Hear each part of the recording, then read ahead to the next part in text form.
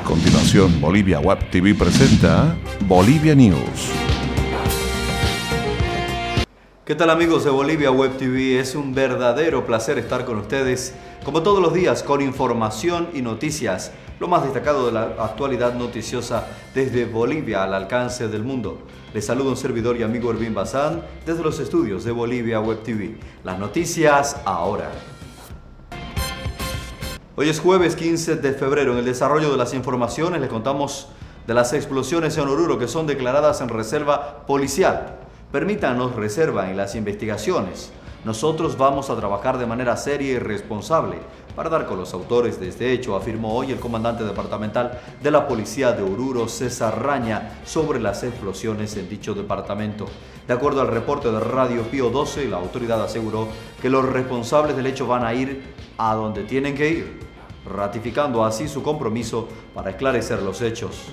El comandante de la policía boliviana, Faustino Mendoza, reveló que se usaron más de 3 kilos de dinamita y material altamente explosivo para la detonación, que dejó un cráter de aproximadamente 1,53 metros de diámetro y una profundidad de 43 centímetros. Raña detalló que expertos del Instituto Técnico Científico de la Universidad Policial, equipos tácticos operativos, además de expertos en explosivos, llegaron a la ciudad de Oruro con la finalidad de esclarecer ese hecho ilícito. 4 personas perdieron la vida producto de la explosión registrada al finalizar la tarde del domingo entre las calles Bakovic y Caro de Oruro, a solo una cuadra del siniestro registrado el sábado. Son 9 los heridos que dejó este hecho. Y en este mismo hecho, la Iglesia ha pedido investigación efectiva y transparente sobre tragedia en Oruro. Mediante un comunicado, la Conferencia Episcopal Boliviana pidió al gobierno realizar una investigación efectiva y transparente para esclarecer los hechos de Oruro durante el carnaval.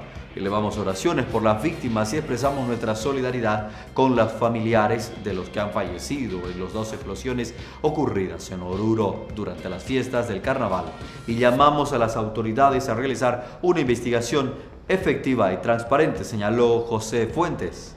12 explosiones durante el fin de semana de carnaval dejaron 12 víctimas fatales, 8 por la explosión de una garrafa de gas el sábado y 4 por un atentado con más de 3 kilos de dinamita y ANFO. Oficialistas y opositores politizaron la tragedia por la explosión en Oruro. Antes de que el humo de la segunda explosión de carnaval se disipara de las calles de Oruro, un incendio ganaba oxígeno en las redes sociales. Oficialistas y opositores se culpaban unos a otros cuando aún no se sabía qué había pasado, si era una garrafa, la red de gas o cómo se descubriría más tarde una cantidad importante de dinamita. Mientras la capital folclórica del país se sumergía en una ola de pánico propagada a través de mensajes de WhatsApp, Twitter y Facebook, oficialistas y opositores jugaban a tener razón. Si las explosiones en Oruro, Bolivia, son acciones de la ultraderecha, lo que hay en marcha, como era previsible, es una conspiración contra la democracia y el proceso de cambio, tuiteaba Hugo Moldis, exministro de Gobierno, que había decidido no esperar el informe oficial de su sucesor y lanzar sus teorías.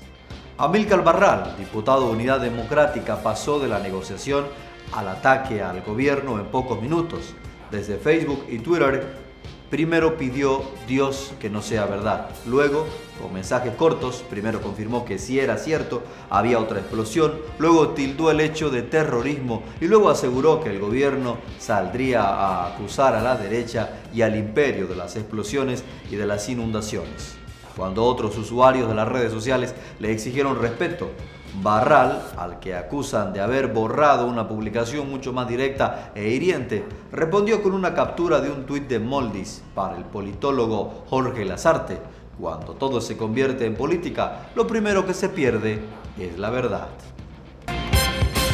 Damos un giro en las informaciones para contarles que los cívicos sellan una alianza con el CONADE y con la Asamblea Permanente de Derechos Humanos de Bolivia. La Paz se suma al paro del 21F. El presidente del Comité Cívico Pro Santa Cruz, Fernando Cuellar, llegó a La Paz con una idea clara y se fue con el objetivo cumplido. Junto con sus colegas de La Paz, Cochabamba, Montero y El Alto, sellaron ayer una alianza de unidad con el Consejo Nacional de Defensa de la Democracia, el CONADE, y con la Asamblea Permanente de Derechos Humanos para reforzar principalmente en La Paz el paro cívico nacional previsto para el 21 de febrero y las acciones siguientes con el objetivo de protestar contra la repostulación de Evo Morales. Hasta el momento, el CONADE, que articula a organizaciones sociales como la Corra Alteña, los médicos o colectivos ciudadanos que protestaron durante el mensaje presidencial, ha sumado fuerzas con el movimiento cívico que se encontraba dividido. La Asamblea de la Paceñidad definió en los últimos días acatar el paro cívico del 21 de febrero. Esta es una instancia en la que el alcalde Luis Revilla tiene mucho peso. Esta autoridad, que se había mantenido al margen de las movilizaciones, confirmó ahora su apoyo a la protesta. Gracias por informarse en Bolivia Web TV.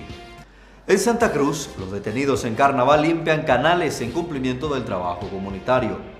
La policía hizo cumplir un trabajo comunitario a 311 personas que fueron detenidas por conducir en estado de ebriedad y por estar involucradas en peleas callejeras durante los días de Carnaval. El subcomandante de esa institución, Igor Echegaray, explicó que el trabajo consistía en la limpieza de plazas y también de una parte de los canales de drenaje en las avenidas Cumaví y Piraí. Durante el feriado del Carnaval se atendió 1.412 casos en todo el departamento cruceño, de los cuales la Fuerza Especial de Lucha contra el Crimen atendió 46, un homicidio, 5 muertes de personas, un caso de robo y 6 de hurto. El jefe policial señaló que 4.000 efectivos divididos por turno fueron desplazados a los diferentes barrios para brindar seguridad ciudadana durante el feriado largo. De acuerdo con el reporte del subcomandante, en Carnaval se atendieron 49 casos de violencia, de los cuales 40 fueron violencia intrafamiliar. Del mismo modo, DIPROVE atendió solo una denuncia de robo de vehículo. Queridos amigos, amables cibernautas, compatriotas bolivianos, ¿qué les parece si ahora revisamos las cotizaciones económicas?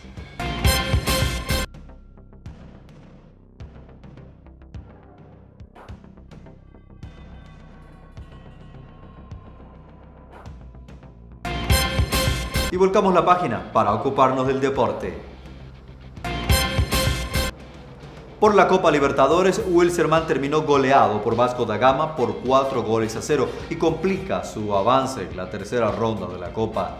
El equipo aviador fue presa de sus errores ante el Vasco da Gama y terminó goleado por 4-0. Están obligados a una hazaña para el partido de vuelta que se jugará en Sucre, en el Estadio Patria. Wilstermann no pudo hacer pie en su visita al Vasco da Gama de Brasil, en un estadio que soportó una lluvia de agua y lluvia de goles en el partido de ida jugado en Río de Janeiro por la Copa Libertadores.